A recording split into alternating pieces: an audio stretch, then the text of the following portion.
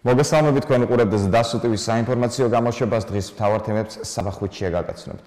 საქართველოს მეუღლესთან და დელეგაციასთან ერთად კვიპროსის რესპუბლიკის პრეზიდენტი პირველი ოფიციალური ვიზიტით ეწვია კვიპროსის პრეზიდენტის დახვედრის ოფიციალური ცერემონია სახელმწიფო ცერემონიების სასახლეში გაიმართა, რის შემდეგაც საქართველოსა და კვიპროსის პრეზიდენტებმა შეხვედრები გამართეს პირისპირ და გაფართოებულ ფორმატებში. ცერემონიების სასახლეში საქართველოსა და კვიპროსის პრეზიდენტების მონაწილეობით ხელი მოეწერა სამ დოკუმენტს ჯანდაცვისა და მედიცინის სფეროებში თანამშრომლობის შესახებ დოკუმენტებს.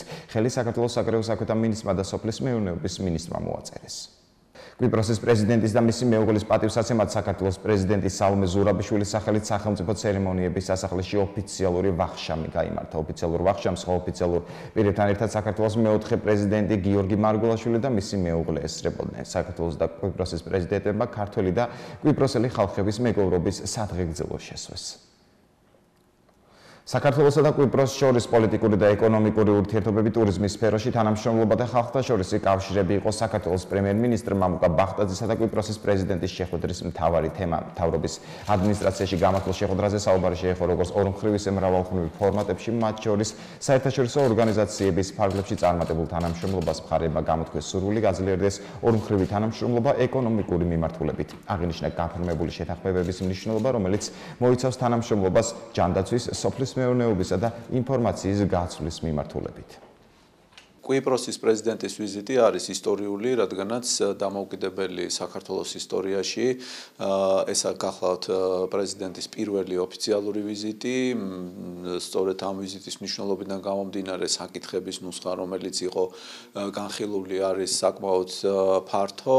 ვისაუბრეთ როგორც ორმხრივი ურთიერთობის საკითხებზე, ასევე თანამშრომლობაზე, სხვადასხვა ფორმატებში, საერთაშორისო ორგანიზაციების ფარგლებში, ასევე მნიშვნელოვანი აღინიშნოს, რომ კვიპროსი არის საქართველოს ძლიერი მხარდამჭერი, ჩვენი ქვეყნის სუვერენიტეტის და ტერიტორიული მთლიანობის, ასევე საქართველოს ევროპული ინტეგრაციის. ძალიან მნიშვნელოვანია, რომ კვიპროსი ყველა დონეზე გამოხატავს ამ მხარდაჭერას და მოახლოებული ღონისძიებების ფარგლებში, რომელიც მაისში იგეგმება აღმოსავლეთ პარტნიორობის 10 წლის თავთან დაკავშირებით, გვაქვს იმის განცდა და მოლოდინი, რომ კვიპროსი გააგრძელებს საქართველოს მხარდაჭერას, საქართველოს ევროპული ინტეგრაციის მხარდაჭერას. გარდა ამისა, საუბარი შეეხო ორმხრივ ურთიერთობების ყველა ძირითად მიმართულებას. ვიზიტის ფარგლებში სამი შეთანხმება გაფორმდა, თანამშრომლობა ჯანდაცვის სფეროში, სოფლის მეურნეობის მიმართულებით, ასევე ინფორმაციის გაცვლის კუთხით. მნიშვნელოვანია აღინიშნოს, რომ ჩვენ ორივე მხარეს აქვს სურვილი, რომ გავაძლიეროთ თანამშრომლობა ეკონომიკური მიმართულებით, რადგანაც ეკონომიკური ურთიერთობის დონე შეესაბამებოდეს ჩვენი პოლიტიკური თანამშრომლობის ურთიერთობებს და ასევე ტურიზმის სფეროში თანამშრომლობა, პირდაპირი კავშირები, მიმოსვლა, ხალხთა შორის ურთიერთობა. მნიშვნელოვანია აღინიშნოს, რომ კვიპროსი საქართველოს აღიარებს როგორც უსაფრთხო ქვეყანას და აქედან გამომდინარე ის მონაპოვარი, რომელიც ჩვენი ქვეყნისთვის არის უაღრესად მნიშვნელოვანი ევროკავშირში თავისუფალი გადაადგილება, ამ ნაბიჯითაც კიდევ უფრო გამყარებული და გამტკიცებული იქნება. ვისაუბრეთ ასევე ცირკულარული მიგრაციის საკითხებზე, სადაც ამ მიმართულებითაც არის მზაობა კვიპროსის მხრიდან, რომ შემდგომი ნაბიჯები გადაიდგას და ვფიქრობ, რომ ეს ვიზიტი მომავალში როგორც ორმხრივ ფორმატებში, ისე ევროკავშირში საქართველოს ინტეგრაციის კუთხით შესახები შედეგების მომტანი იქნება. კვიპროსის პრეზიდენტთან შეხვედრა ასევე გამართა საქართველოს პარლამენტის თავმჯდომარე მირაკლი კობახიძემ. შეხვედრაზე აღნიშნა, რომ ნიკოს ანასტასიადესის ვიზიტი კვიპროსის რესპუბლიკის პრეზიდენტის პირველი და ისტორიული ვიზიტია საქართველოში. ხაზი გაისვა ხალხთა შორის არსებულ ისტორიულ კავშირებს მხარეებმა, მიმოიხილეს საქართველოში მიმდინარე დემოკრატიული და ეკონომიკური რეფორმები და ჩვენი ქვეყნის ოკუპირებულ რეგიონებში არსებული მძიმე ვითარება. შეხვედრაზე ხაზი ასევე გაისვა საპარლამენტაშორისო ურთიერთობების, გაღრმავებისა და მეგობრობის ჯგუფების შორის თანამშრომლობის გააქტიურების მაღალ მნიშვნელობას. კვიპროსის პრეზიდენტის საქართველოში ვიზიტის ფარგლებში საქართველოს საგარეო საქმეთა მინისტრმა კვიპროსელ კოლეგას უმასპინძლა. შეხვედრის შემდეგ მინისტრებმა პრესკონფერენცია გამართეს. ეს ვიზიტი არის ისტორიული, რადგან პირველად ხორციელდება ჩვენს ქვეყნებს შორის დიპლომატიური ურთიერთობების ისტორიაში, რომელიც 27 წლის წინ 1992 წლის 9 ივლისს გაფორმდა და დარწმუნებული ვარ, რომ აღნიშნული ვიზიტი მნიშვნელოვან წვლილს შეიტანს ორ ქვეყანას შორის ურთიერთობების კიდევ უფრო გაღრმავებაში. მოხარული ვარ, რომ კვიპროსის საგარეო საქმეთა მინისტრი ბატონი ნიკოს ხრისტოდოვლიდისი ახლავს პრეზიდენტს და მაქვს საშუალება საგარეო საქმეთა სამინისტროში უმასპინძლო მას. ბატონი ნიკოსი არის ჩვენი დიდი მეგობარი, საქართველოს მეგობარი, ჩვენ გვაქვს ძალიან კარგი ურთიერთგაგება ძალიან ბევრ საკითხებში, რომელიც აქტუალური არის როგორც ორხრივ ურთიერთობებში, ისე მრავალხრივ ფორმატებში და სურს კიდევ ერთხელ ვისარგებლო შემთხვევით და მადლობა გადაუხადო მას და კვიპროსის პრეზიდენტის ვიზიტის განსახორციელებლად განხორციელებული ძალისხმევისათვის. კვიპროსელ და ქართულ ხალხს აკავშირებს როგორც ისტორიული წარსული და კულტურული კავშირები, ასევე აერთიანებს ევროპული ფასეულობების, საერთაშორისო სამართლის უნივერსალური პრინციპების პატივისცემა. კვიპროსი ჩვენი ქვეყნის აქტიური მხარდაჭერია ევროინტეგრაციის გზაზე, სულ ახლახანს 7 მარტს ეს მხარდაჭერა კვიპროსის მმართველი პარტიის პრეზიდენტის მიერ გაკეთებულ განცხადებაშიც აისახა და ჩვენ მადლიერი ვართ ამისთვის. ჩვენი ურთიერთობები პოზიტიურად ვითარდება, ჩვენი მიზანია ამ ურთიერთობების კიდევ უფრო გაღრმავება, როგორც ორხრივ, ისე მრავალხრივ ფორმატებში და ერთ-ერთ მთავარ პრიორიტეტს წარმოადგენს ეკონომიკური ურთიერთობების განვითარება. ორმხრივი საინვესტიციო პროექტები, სავაჭრო ურთიერთობები და ტურიზმის სფეროში თანამშრომლობის საკითხები განიხილეს საქართველოს პრემიერ-მინისტრმა მამუკა ბახტაძემ და იორდანიის ჰაშიმიტურის სამეფოს სენატის პრეზიდენტმა მთავრობის ადმინისტრაციაში გამართულ შეხვედრაზე. ყურადღება დაეთმო საქართველოში მიმდინარე წარმატებულ რეფორმებს, საუბარი შეეხო რეგიონში არსებულ გამოწვევებს, ოკუპირებულ ტერიტორიებზე შექმნილ ვითარებას და მთავრობის სამშვიდობო ინიციატივებს. იუსტიციის სამინისტროსა და გაეროს ტოლულთა კომისარიატის ოფისს შორის მემორანდუმი გაფორმდა დოკუმენტს ხელი მოაწერეს იუსტიციის მინისტრ მათია წულუკიანმა და სამხრეთ კავკასიაში გაეროს ტოლულთა უმაღლესი კომისარიატის წარმომადგენელმა. დოკუმენტი ტოლულთა მოქალაქეობის არ მქონე პირთა და იზოლებით გადაადგილებულთა უფლებების დაცვის სფეროში საქართველოს მთავრობასა და გაეროს ტოლულთა უმაღლესი კომისარიატის შემდგომი თანამშრომლობის საკითხებს მოიცავს. იუსტიციის მინისტრი იუნისების ევროპისა და ცენტრალური აზიის რეგიონულ ხელმძღვანელს შეხვდა. მხარემა საქართველოსა და გაეროს ბავშვთა ფონდს შორის წარმატებულ თანამშრომლობაზე ისაუბრეს. იუსტიციის მინისტრმა შეხვედრაზე საქართველოს ორი არასრულწლოვანი მოქალაქის ერაყიდან დაბრუნების საკითხზე ისაუბრა. ბავშვების დედა თეონა ტეფნაძე საქართველოსშია და ვერ ახერხებს შვილების სამშობლოში ჩამოყვანას, რომლებიც ბაღდადში მამის მშობლებთან ერთად ცხოვრობენ. იუსტიციის სამინისტრო იუნისებთან კიდევ ერთ საქმეზე თანამშრომლობს, რომელიც საქართველოს მოქალაქე თია აბულაძის არასრულწლოვანი შვილის სამშობლოში დაბრუნებას ეხება. არასრულწლოვანთა მართლმსაჯულების კოდექსის გაცნობის მიზნით საქართველოს ლუქსემბურგის იუსტიციის მინისტრი და ვიცე-პრემიერები ეწვივნენ. ლუქსემბურგელ სტუმრებს საქართველოს იუსტიციის მინისტრმა თია წულუკიანმა უმასპინძლა არასრულწლოვანთა მართლმსაჯულების კოდექსი და რეფორმა საქართველოში 2015-2016 წლებში განხორციელდა. თია წულუკიანი ლუქსემბურგის იუსტიციის მინისტრს მედიაციის განვითარებაზე და დანაშაულის პრევენციის ცენტრის წარმატებებზე ესაუბრა. ლუქსემბურგის ვიცე-პრემიერ-მინისტრი და იუსტიციის მინისტრი გვეწვია საქართველოში ერთდღიანი ვიზიტით იმისათვის, რომ არასრულწლოვანთა მართლმსაჯულების რეფორმა, რომელსაც ის ლუქსემბურგში ახორციელებს, მოიცავდეს იმ გამოცდილებასაც, რომელიც საქართველომ 2014 წლიდან გაიარა, რომელიც ითვლება ევროკავშირის ქვეყნებში, რომ არის წარმატებული მოდელი და ქართული რეფორმა და ჩვენ მზაობა გამოვთქვით, რომ ის პრობლემები გაუზიაროთ, რაც შეიძლება რეფორმის განხორციელების დროს სხვა მაიცილოს თავიდან და ჩვენ გამოსწორება მოგვიწია შემდგომში და გაუზიაროთ ის დიდი წარმატებები იქნება ეს თავად კოდექსის ტექსტი, როგორ შემუშავდა კოდექსი პროცესი, თუ იმპლემენტაციის დროს გამოვლენილი სხვადასხვა საუკეთესო პრაქტიკები. ასევე შევთანხმდით, რომ ჩვენ ლუქსემბურგს გაუზიარებთ განრიდება მედიაციის და მედიატორების გაძლიერების იმ პროცესს, რომელიც უკვე რამდენიმე წელია საქართველოში მიმდინარეობს. ძალიან მნიშვნელოვანია, რომ ევროკავშირის წევრი სახელმწიფოები ინტერესდებიან ქართული რეფორმებით და თავიანთი რეფორმირების პროცესში ითვალისწინებენ ჩვენს მაგალითს. ვენეციის კომისიის რეკომენდაციებთან დაკავშირებით საქართველოს პარლამენტის თავმჯდომარე ირაკლი კობახიძემ დიპლომატიური კორპუსის არასამთავრობო ორგანიზაციებისა და ხელისუფლების სამივე შტოს წარმომადგენლებთან შეხვედრა გამართა. ხარებმა რეკომენდაციები დეტალურად განიხილეს და მოსაზრებები გამოთქვეს. ირაკლი კობახიძის განცხადებით კონკრეტულ რეკომენდაციების შესახებ მსჯელობა უმრავლესობის ფორმატში წარიმართება პარლამენტის თავმჯდომარის თქმით, მათ შორის საუბარია ვენეციის კომისიის იმ რეკომენდაციებზე, რომლებიც მოსამართლეთა შერჩევის კრიტერიუმებიდან გამოცდის ამოღებას და ინტერესთა კონფლიქტს უკავშირდება.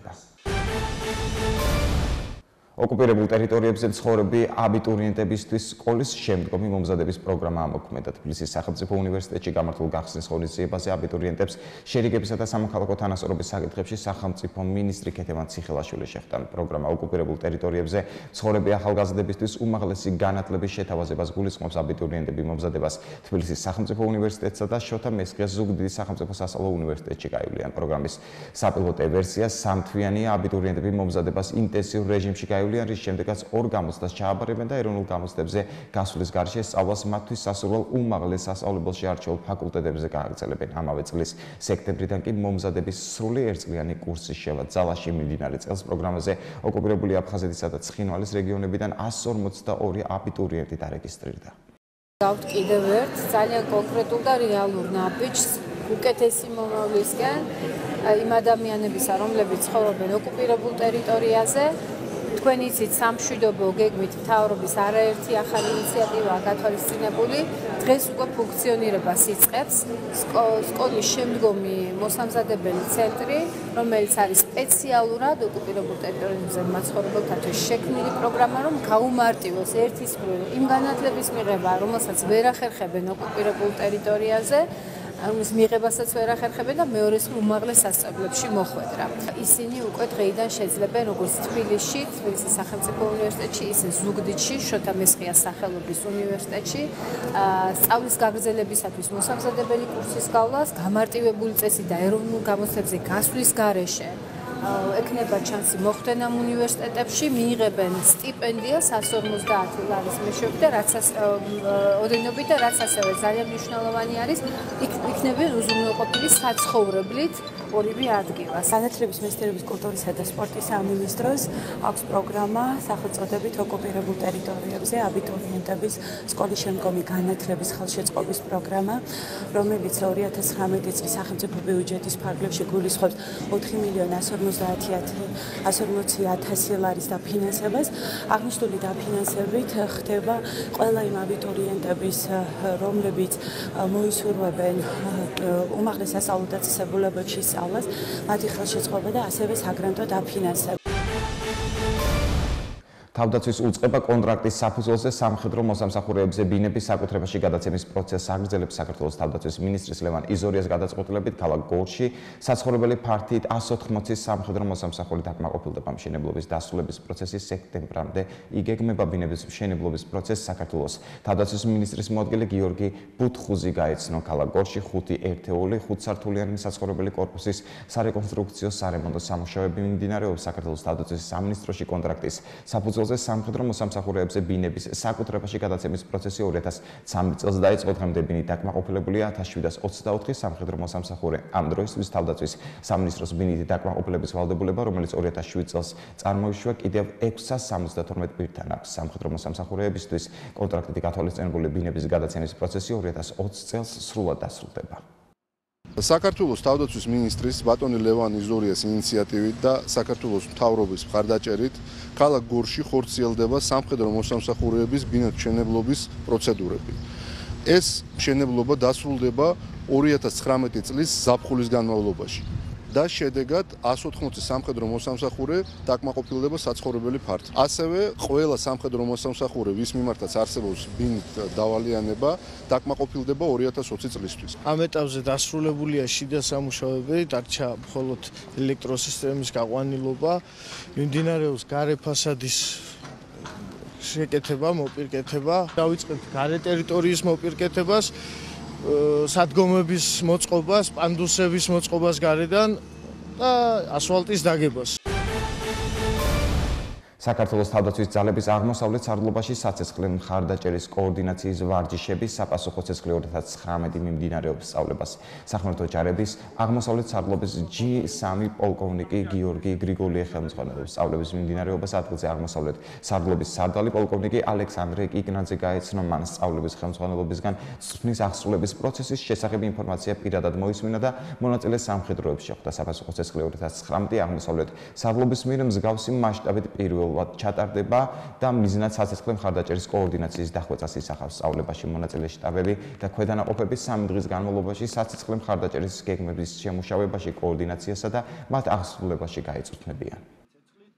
აღნიშნული სწავლების მიზანი არის სამანევრო ქვედანაყოფებისა და საარტილერიო ქვედანაყოფებს შორის კოორდინირებული მოქმედებები. სახელმწიფო უსაფრთხოების სამსახურის ანტიკორუფციულმა სააგენტომ ქრთამის აღების ფაქტზე ერთი გლდანის რაიონის გამგეობის მუხიანის საუბნო განყოფილების მთავარი სპეციალისტი დააკავა. გამოძიებამ დაადგინა, რომ დაკავებულმა თანამდებობრივი ავტორიტეტის გამოყენებით საქართველოს მოქალაქეს გლდანის რაიონის გამგეობის მიერ გამოცხადებულ ტენდერში გამარჯვებაში და შესრულებული სამუშაოების ჩაბარებაში დაეხმარა, რის სანაცვლოდაც მოსთხოვა და ეტაპობრივად გამოართვა 1700 ლარი. გამოძიება ქრთამის აღების ფაქტზე მიმდინარეობს, რაც სასჯელის სახით 6-დან 9 წლამდე თავისუფლების აღკვეთას ითვალისწინებს. სახელმწიფო უსაფრთხოების სამსახურის ანტიკორუფციული სააგენტოს თანამშრომლებმა ჩატარებული ოპერატიულ სამძებრო და საგამოძიებო მოქმედებების შედეგად ქრთამის აღების ფაქტზე ქალაქ თბილისის მუნიციპალიტეტის მერიის გლდანის რაიონის გამგეობის მუხიანის საუბნო განყოფილების მთავარი სპეციალისტი დააკავეს. გამოძიებამ დაადგინა, რომ დაკავებული თანამდებობრივი ავტორიტეტის გამოყენებით საქართველოს მოქალაქეს გლდანის რაიონის გამგეობის მიერ გამოცხადებულ ტენდერში გამარჯვებაში და შესრულებული სამუშაოების ჩაბარებაში დაეხმარა, რის სანაცვლოდაც მოსთხოვა და ეტაპობრივად გამოართვა 1700 ლარი. გამოძიება ქრთამის აღების ფაქტზე მიმდინარეობს საქართველოს სისხლის სამართლის კოდექსის 328 მუხლის პირველი ნაწილით, რაც სასჯელის სახით ითვალისწინებს 6-დან 9 წლამდე ვადით თავისუფლების აღკვეთას. გამოძიებას აწარმოებს სახელმწიფო უსაფრთხოების სამსახურის ანტიკორუფციული სააგენტო. ახლა კი გაგაცნობთ უცხოეთის სიახლეებს. თურქეთის ოპოზიციური რესპუბლიკური სახალხო პარტიის წარმომადგენელს ეკრემ იმამოღლუს სტამბოლის მერის მანდატი ოფიციალურად გადაეცა. ამის შესახებ ადგილობრივი მედია იუწყება ამამოღლუს საარჩევნო კომისიაში მიიწვიეს მას შემდეგ, რაც კომისიამ არ მიიღო ქვეყნის მმართველი პარტიის სამართლიანობისა და განვითარების პარტიის განაცხადი იმამოღლუსთვის მანდატის გადაცემის გადავადებასთან დაკავშირებით, ვიდრე უმაღლესი საარჩევნო საბჭო არ განიხილავს მმართველი პარტიის საჩივარს კენჭისყრის დღეს დარღვევების შესახებ. პორტუგალიაში მადეირას კუნძულზე ტურისტული ავტობუსის ავარიის შედეგად 28 ადამიანი დაიღუპა. ამის შესახებ ინფორმაციას სააგენტო Reuters-ი ავრცელებს. არსებული ინფორმაციით მთიდან გზაზე მძღოლმა მართვის კონტროლი დაკარგა და გზასთან მდებარე შენობას დაეჯახა. როგორც ადგილობრივი მედია იუწყება, ავტობუსში სულ 50 მგზავრი იმყოფებოდა და აღუპულებს შორის გერმანიის 9 მოქალაქეა დაშავებულები უახლოეს საავადმყოფოებში გადაიყვანეს. სულ ეს იყო ჩემს ხელთ არსებული ინფორმაცია. ახლა კი ეთერში ამინდის პროგნოზის დროა. მე კი დროებით გემშვიდობებით. ნახვამდის.